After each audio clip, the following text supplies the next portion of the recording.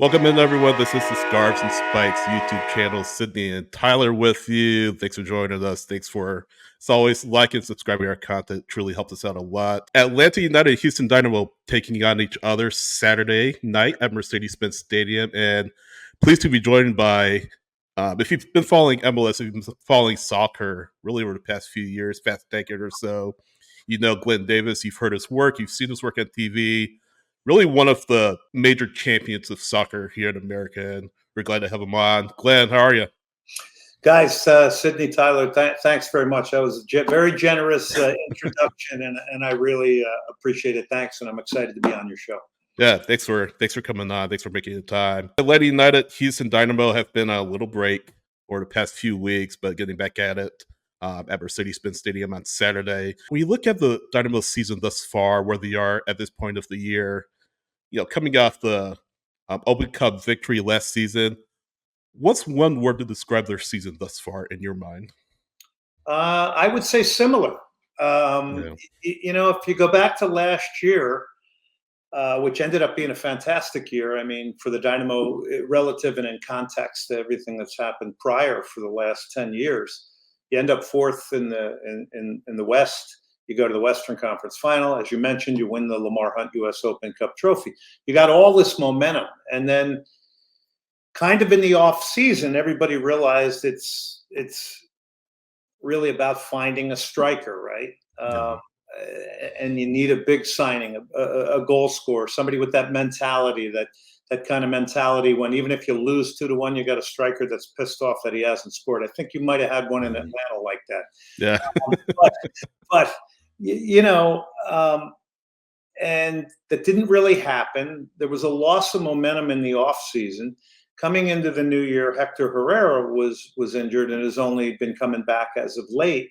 So it's really kind of the same situation. And I think people get the sense that, as long as you're hanging around and you're within the playoff spot, we're going to make a change or two in the summertime.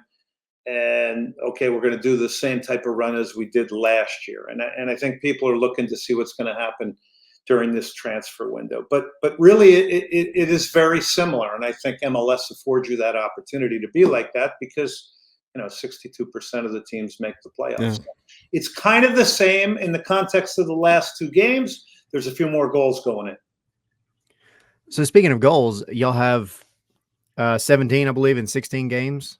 Yeah. And Aliyu he's got 4. The leading scorer from last year is I believe it was Bassi, who had 10, only has 2 so far. But I mean, you've got 5 in the last 2 matches. Is that, speaking of momentum, is that kind of a sign maybe that they're starting to feel something?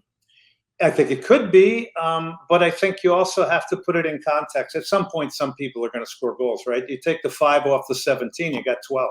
I mean, that's 28th out of 29th in the league. This has been a real problem. Chance creation to a degree has been a problem. Possession has not been. It's one of the best possessions teams in the league. But I've said this a lot, and I almost feel like a broken record. And I hope somebody's not going to listen to this and go, "Here he goes again." But bottom line is, you're expecting guys that don't have a history of scoring goals to be goal scorers, right? Sebastian Kowalczyk, Amin Bassi, all of those goals last year were penalties, a lot of them. I think he only had 3 during the run of play. They're not getting the penalties this year, so he's not getting to the spot.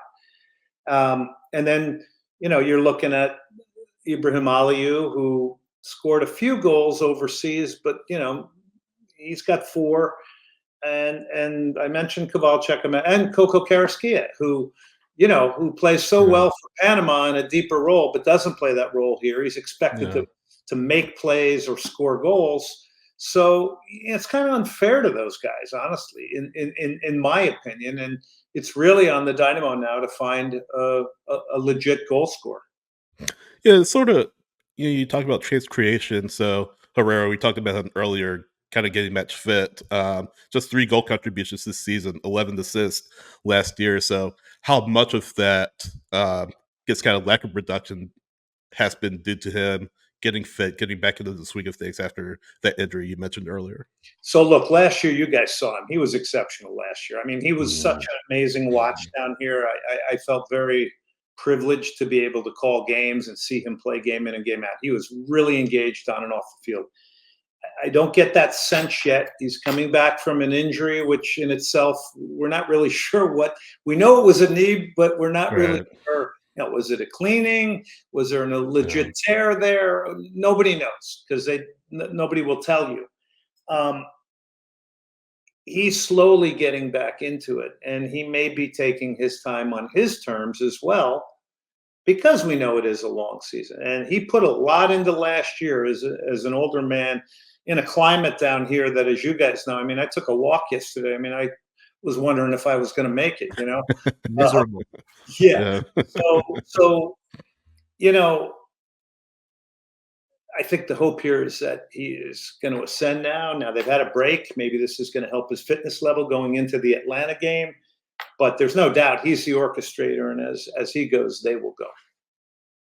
So we talked about goal scoring maybe being an issue for this team. Defensively, they've been pretty sharp. There's at last check tied for fourth fewest goals allowed in MLS. Of course, Franco Escobar, very familiar name to Atlanta United fans. Part of that back line, Steve Clark, of course, between the sticks. Playoff Escobar. Yeah, exactly. Playoff Escobar. How has Ben Olsen been able to get the most out of that unit and been able to help this team limit the amount of goals that they let in? Yeah, so first off, you know, if you're a good possession team, that means simply, in really simple, basic terms, it means your opponent doesn't have the ball. So number one, being a good possession team is defending, in my mind. Number two, Steve Clark has earned them points with performances in goal. No question. Numerically, I know you bring it up. They haven't conceded a lot of goals. They have conceded a few more bad goals this year, though. When I say bad goal, you know, a poor choice of a ball out of the back or an individual mistake that got punished. You know, something along the lines of like what we saw with the U.S. and Colombia the other day. But yeah, so Clark has won and earned them points this year, no question. They have had people in and out of the lineup. Franco, alluding to Escobar, has had a lot of injury problems, was beat up. Now he's starting to come back. They need him. But I really think their defending starts with being a very, very good possession team and a team that holds the ball well and generally is going to be on the top end of the stats when it comes to who's had the ball longer in a game. Yeah, I feel like, I could be wrong here, I feel like this is Escobar's first line back at Mercedes-Benz since leaving Atlanta United, or was he here before? I think Could be you're wrong. right. I think you're right, which is wild to say because I feel like he's been everywhere else since then. Well, you know how we are down here. We're out of sight, out of mind when it comes to this. What the heck's going on over there? He had his stint in LA, you know, and then he had his stint. He's having his stint there. And I mean, the guy wins trophies, though. That's one thing about him for sure. You know, I'll tell you one thing about him. He's obviously, you guys know, he does win trophies. He's got that Argentine edge about him that I think we all love, that is always pushing the edge of emotional control. But, you know, he was brought here to be the right back, and he is now a left back. Now, I have to say that that's not a comfortable thing to do necessarily because he's predominantly right-footed, and it means when you receive the ball, a lot of times you're knocking your first touch back into pressure. So you got to have a pretty good left foot and let the ball come across your body. He has really, I think, when he has played and has been healthy, has done a great job at left back. And honestly, a lot of athletes, and I don't know what's going on behind the scenes, but he seems to have accepted this because of the emergence of Griffin Dorsey, you know, during the Leagues Cup, which added an entirely new element of width to their attack on the opposite side of the field. So I think he's handled it perfectly. It's just a matter of him being healthy and being consistent when it comes to playing time. We have a player similar role, Ronald Hernandez with Atlanta United, who he's primarily a right back, and he is kind of the jack of all trades back there. They throw him. He's been a very short center back before. He's been a left back. He's been kind of all over the place. So, but Franco, I think, like to your point, is one of those guys he's got the IQ enough, I think, to be able to handle it, and he's got the work ethic to be able to handle it for sure. 100%. Good point.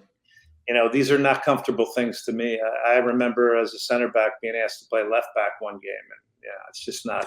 Nope, just doesn't fit. Work for Right. me too well.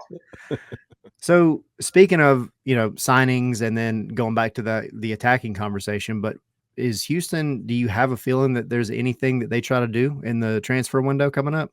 Well, Pat Onstad, the general manager, has been on my show, and he said there's going to be 3 or 4 moves in the summer transfer window. There's been some guys linked to the team that were really rumors. I mean, I think Dynamo fans, they see Olivier Giroud going to LAFC. They say Marco Royce now. They see these kind of things, and they're like, well, why can't that happen here? And to some degree, they have a little bit of a point. Why can't it? It's a big market, 7.5 million people. We have the World Cup coming here. We're going to sell out a boatload of games in Copa America, just like you are. So I get that. The question is it going to be an under 22 striker, or is it going to be somebody that's a legit goal scorer that you're not going to have to sort of hope maybe he's going to swim a little bit faster in MLS, right? So that's really, I think, the big question is, what type of striker is it going to be? What category is he going to fit in? Is he going to be a legit DP? Is it going to be an under 22 initiative? What is it? So I think that's the big question. Right now, they'll go into that game this weekend playing without a center forward. They're going to play with a false 9. And Gabe Siegel hasn't won the job. He's a forward they acquired. Aliu's preferable on the left. So, it's kind of a false 9 situation, quite frankly. You mentioned Gabe Siegel. I think he kind of brings up some bad memories for Atlanta United fans because his player involved in that Brett Guzan incident at NYCFC last year. So, oh, jeez. Sorry, to Atlanta United. Is it ever on this show? Not yet. Not yet. Hopefully soon. Hopefully soon. Wrong yet. Okay. So Glenn, when you take a look at MLS as a whole, and of course you've been covering the league for a while, when you look at the league, top to bottom, what have been some surprises that you've seen, and what has really got the plan in your eyes? Yeah, I mean, there's so many things. So when you're older like me than you guys, and your lens stretches out and gets longer, I mean, you can think back to the day when there were rumors about the entire league crumbling if it wasn't for one specific owner, Philip Anschutz, right? I mean, there was some pretty dark times. I mean, I called some games in Arrowhead Stadium where there was 2,000 people, and it was reminiscent when I was playing in the ASL or the USL. So I just think that the quality of play, the growth of the league, it is something you have to really celebrate and be excited about. I mean, you got owners that are passionate and care about the game. I think you have some that are more investor oriented that maybe aren't as passionate about the game and are parking their money in a good place. I'll never forget seeing Arthur Blank in one of those CONCACAF games. I don't know where it was. It was like Guatemala or somewhere. And he's in a TV booth that's like, reminiscent of some of the ones I think it was Costa Rica. Yeah, if I'm not mistaken. Yeah, it may have been Saprissa or somebody, and he had his red jacket on. I was just like, that's amazing. If I'm a player out there right now and I see him there with that red jacket on, I mean, so all the normal things, infrastructure, player salaries, player treatment, all these things to me are fantastic based on my lens and sort of where I was. I mean, we used to practice at Houston Baptist University and in the 80s, and some guy would come in and yell, "Hey, the Rockets are here. You soccer guys, get the hell out of the locker room." Samson and Elijah Wan would come in and we jump in our Volkswagen Rabbits. Okay, guys, whatever you say. They even didn't have their own training facility, actually, the NBA back then. So yeah, I like it all. I like the growth of the fandom.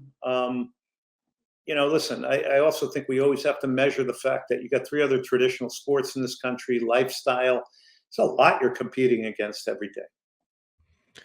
Oh, for sure. But I mean, looking at the growth of the league, even 7 years ago when Atlanta United came in, is incredible. And World Cup is coming, 2026. Both Houston and Atlanta will be playing a big part of that. So even more to come, I'm sure, especially including the women's game. Yeah.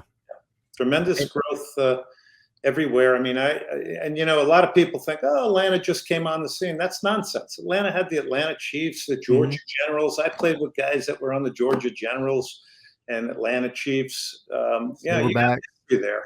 Yeah. You got history there. Sometimes people don't realize that. They certainly don't realize it, and we're working on that in Houston. We've had soccer here professionally since '67. I mean, that's crazy, right? If you believe that, in the Astrodome. Wow. I saw the post about a lot of the other history in I think could you put it up? It was like, I don't know when you put it up, but I saw but just about how much history Houston has overall, like over the past 50 years. 60 years. Yeah, because I think it's important for people. We look at Seattle and Portland, and they do such a wonderful job of tying in their history, and it seems like everybody rows the oars in the same direction. We haven't done that down here. I think a lot of times that's because front office personnel are not from Houston, right? So they don't know this, but these are all ways to engage your fan base and keep people connected, because they're still fans of a lot of those things. And some of those players on the '67 Houston Stars, they're my friends. They're still here. They've contributed heavily to the community.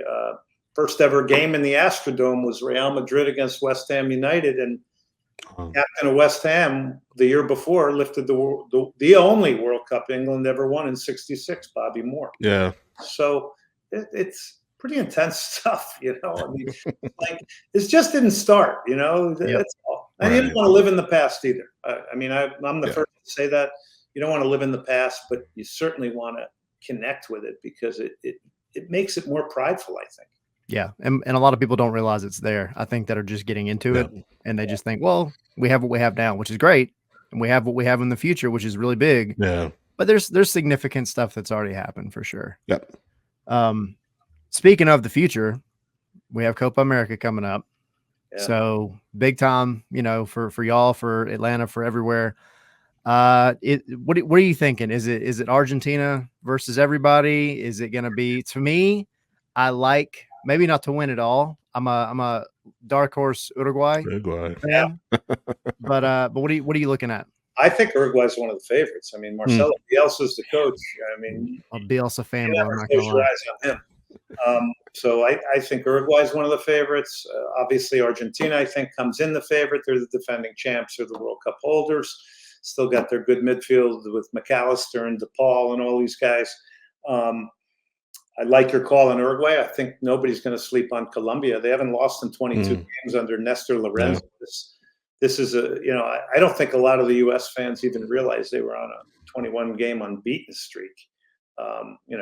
They're all looking at Luis Diaz from Liverpool, who's a game changer. So Ecuador can spoil the party maybe a little bit. I'm hoping, tonight, like you guys, that the U.S. can redeem itself a little bit here and get us a little more hopeful going into this tournament. But it's a remarkable tournament. I understand why it's in the United States because of the monetization, but I can tell you stories about having called Copa Americas out of a TV truck in Sugar Land, Texas, when at the time the rights were bought by a man named John Parks. And what they did with Copa America rights then was then sell it to bars. And now you look where it is. I mean, that to me, I do 3 games in a row out of a TV truck, with my notes in my lap. Right. And now you look and you're like, did that really happen? I'm not sure, but crazy. That's pretty amazing. It's remarkable what it's in that country, and you see those stadiums nestled in the mountains and at altitude, and so it's a different thing, but it's a great boost for all of us in America to be able to see these great teams and players. And then how far does the U.S. go? I mean, some are saying it'll be a failure if they get off the group. Some are saying, no, they got to make the semifinals a lot easier. All these different opinions. I mean, what do you think? How far did the U.S. go in this tournament?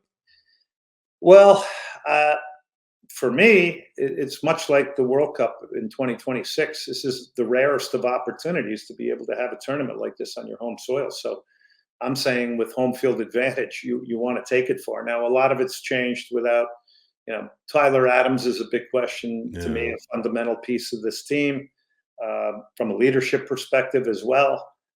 Just an exceptional young man, covers a lot of ground. Before he was getting injured, he was starting to add to his repertoire. I think passes that were more penetrative and turn midfields maybe towards their own goal. And Dest, I mean, I think we saw the other night, those two guys were sorely missed. No question, but you're supposed to have depth. I hope this team is not getting too comfortable with Greg Berhalter. I get that sense. Mm. That's just a hunch for me. But I mean, quarterfinals to me has to be met, honestly. And being at home, my hopes was semifinals. Now I think it's going to be tough without Dest and Tyler Adams, and of course, I think you got to add to that really quickly is, the kind of the draw you get once you get out of your group. But I think anything can happen with this team right now. I think there's a lot of unknown and a lot of uncertainty around it. No, like you said, it's a big opportunity. I was looking at social media at the U.S. record under Berhalter versus CONCACAF, and then his record against teams outside of the federation. So, absolutely, this tournament being played on home soil, you certainly don't want to crash out of the group stage. You definitely do want to make an account of yourself, especially with the World Cup coming in 2026. So, I'm very interested to see how things go. Maybe if they go in with a chip on their shoulder saying, hey, we've been talked down a little bit over these past few days. We got to go in with a chip on our shoulder and really rally ourselves to get to where we need to go in this tournament. Yeah, So interested to see what that happens. I really hope they do. I mean, you got to win now. I mean, it's not. We're still not. We don't get these opportunities to play Colombia's, the Brazils. These are our measuring stick. It can't be Mexico anymore, right? It can't be Mexico anymore. And I'm with you. It's like we've never had the resources and the raw material that are playing on top clubs all over the world, like ever in our history, to this degree. So our standard of what's expected has to go up, I think, and that's part of the whole equation of healthy pressure in the United States. I mean, we have absolutely no healthy pressure enough on the Houston Dynamo. So that's something I think we all want, right? I mean, you guys want feedback on your show. I don't mind when people criticize me or don't agree. We all need it. And I think the MLS product needs to continue to get it. And I think you probably have it much better in Atlanta than we do in Houston. In Houston, we just regurgitate press releases from the club. But in Atlanta, I think you got people that take it next level, maybe from a standpoint of fair criticism. I'm not talking about guys who say, blank off to a player or character assassinate. That's not what I'm talking about. I'm talking about real healthy pressure that should always be accepted and respected, because that can help. That can help motivate all of us. Yeah, 100%, 100%. Glenn, we'll cut you loose here in just a little bit, but I got to ask you one more question. Looking back at your career, your broadcasting career with the Dynamo, MLS, international matches, World Cups, all of that. Thinking back, what's the most memorable match you've ever called in your career? Wow. First of all, let me just say I've been very privileged. I mean, I've called the tour with Ronaldinho in Barcelona when Messi we were watching him in practice going, holy smoke. Those were friendlies. I think some of the trips to Central America calling World Cup qualifiers, because you get the sense of a country, what it means with the U.S. team coming there. It is a little bit crazy down there in a really fun way. From a broadcaster's perspective, it's cavalier spirit. But I've called games in El Salvador, Guatemala, those types of places. There was a friendly before the World Cup in 2006 between Germany and the U.S., which the Germans won. But I remember going to the practice that day, and Klinsmann was the coach of Germany at the time, and there was an open practice, and I think 25,000, 30,000 people came. So those kind of trips to me are indelible. But you know what? I loved calling NCAA national championship games as well, because I'm a product of the American system. So all of this stuff was great, and all for varying reasons. But I was fortunate and very privileged. Awesome. Well, like I said earlier, we definitely appreciate you coming on, sharing a little bit of your Absolutely. history, knowledge of the Dynamo, and all of that. So, how can people find you online? And then you have a show in Houston covering the Dynamo and soccer at large. How can people find it and stream it online? Yeah, it's called Soccer Matters. It streams at ESPN975.com. You can find it on Spotify, Google, and all the normal podcast places. It's on twice a week. I mean, the one thing I'm proud of is they've given me a 6 o'clock time slot, which is Yeah. dry, which I'm not sure there's much of that when it comes to soccer in the United States. So I'm fortunate for that. I don't ask them why. I just be quiet and just keep doing that. Just take it and We run. don't want to poke the bear Yeah. right now. We're trying to Yeah. silently do our 6 o'clock Central Time shows, but it's twice a week, and then it's podcasted. I got some other plans for some other things. Twitter and Instagram at Glenn Davis Sock and Soccer Matters GD. That's all. Perfect. Well, Glenn, definitely appreciate your time. Thanks for spending the past Absolutely. 25 minutes with us to talk about the Dynamo again, talking about soccer as a whole, MLS, men's national team, etc. And hopefully down the road we can have you back soon. Likewise, we'll reciprocate. We'll bring you guys on my show as well. Thanks so much for having me, guys. I appreciate it. I enjoyed it. Thanks, Glenn. Appreciate you.